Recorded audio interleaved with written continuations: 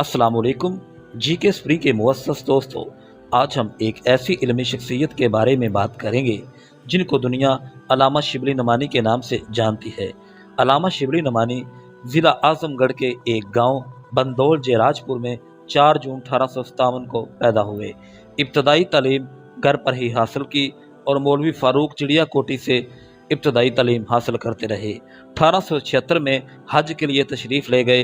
वकालत का इम्तिहान भी पास किया और वकालत भी की, मगर इस पेशे से दिलचस्पी ना होने के सबब तर्क कर दी। अलीगढ़ गए तो सर सैयद अहमद खान से मुलाकात हुई, चनाचे फ़ारसी के प्रोफेसर मुकर्रर हुए। यूं ही से शिबली ने इल्मी और तहकीकी ज़िंदगी का आगाज़ किया। प्रोफेसर आर्नल्ड से फ़्रांसीसी सीखी। 1892 में रूम और शाम का सफ़र किया। 1898 में मुलाजमत तर्क करके आज़मगढ़ वापस आ गए। 1913 में दारुल मुसन्निफ़ीन की बुनियाद डाली और 1914 में आपका इंतकाल हो गया। अब हम इनकी लाइफ स्टोरी के बारे में थोड़ा सा जानते हैं। शिबली नमानी की पैदाइश एक मुसलमान राजपूत घराने में हुई। इनके दादा शेवराज सिंह, जो कि 20 नस्ल थे, कई दहाइयों कबल हबीबुल्लाह और मकीमा खतून के हाथों पर इस्लाम कबूल किया।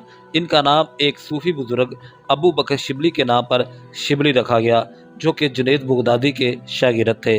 बाद में इन्होंने अपने नाम में नुमानी का इजाफा कर लिया। शिबली नमानी ने अलीगढ़ में 16 साल तक फ़ारसी और अरबी ज़बान की तदरीस की, जहाँ इनकी मुलाकात थॉमस आर्नल्ड और दीगर बरतानवी जिनसे इन्होंने जदीद मगरबी नज़रियात और अफकार समझने का आगाज़ किया।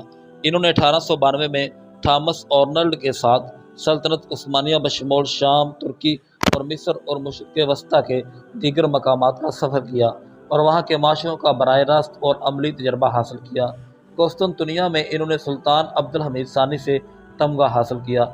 इनकी इल्मी और अदबी काबिलियत ने एक तरफ थॉमस आर्नल्ड को इनसे मुतासर किया, तो दूसरी तरफ वो खुद थॉमस आर्नल्ड से काफ़ी हद तक मुतासर हुए और इससे इनके ख्यालात में जदीद नज़रियात शामिल हुए। काहरा में इनकी मुलाकात मारूफ इस्लामी स्कॉलर डॉक्टर मोहम्मद अब्दा से भी हुई। 1898 में सर सैयद अहमद खान की वफ़ात के बाद इन्होंने अलीगढ़ यूनिवर्सिटी को बाज़ाब्ता छोड़कर रियासत हैदराबाद दक्कन में महकमा तालीम में मशीर बनने का फ़ैसला कर लिया। इन्होंने हैदराबाद के तलीमी निज़ाम में बहुत सी इस्लाहात मुतारफ़ करवाईं। इनकी पॉलिसी से हैदराबाद की उस्मानिया यूनिवर्सिटी ने उर्दू को ज़रिया तालीम के तौर पर अपनाया। इससे पहले हिंदुस्तान की किसी और यूनिवर्सिटी ने आला तालीम में किसी मुकामी ज़ुबान को तरजीह नहीं दी थी। शिबली नमानी का मजाज तलीमी इस्लाहात तो इनकलाब का था, चनाचे इन्होंने इस अहद की इस्लाही तालीम के लिए उठने वाली सबसे मुअस्सर तहरीक निदवतुल उलमा से अव्वल दिन से मुंसलिक होने का इरादा कर लिया। यहाँ तक कि इनके बुनियादी फ़िक्री बानियान में से आप भी थे। 1905 में वो हैदराबाद छोड़कर दारुल उलूम निदवतुल उलमा मुंतकिल हो गए। वहाँ इन्होंने दरस तदरीस और नसाब में इस्लाहात का आगाज़ किया। वो 5 साल तक इसमें रहे, लेकिन उलमा का रवायती तबका इनकी इस्लाहात तो इनकलाब की वजह से इनके खिलाफ हो गया। बिलाखिर 1913 में लखनऊ छोड़ना पड़ा और अपने आबाई गांव आज़मगढ़ वापस गए चले। अल्लामा शिबली नमानी यूरोप की तर्ज पर उर्दू ज़बान में एक तहकीकी अकेडमी कायम करना चाहते थे, जहाँ से मुहक्कक उलमा मुसन्निफ़ीन को तैयार किया जाए और वहाँ से इस्लाम और मुसलमानों पर तहकीकी काम हो।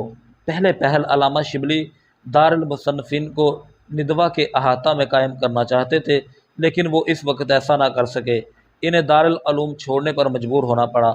चनाचे इन्होंने इसके लिए अपना बंगला और आम के बाग को वक़्फ़ कर दिया और अपने ख़ानदान के अफराद और रिश्तेदारों को भी ऐसा करने की तरगीब दी और इन्होंने राज़ी कर लिया।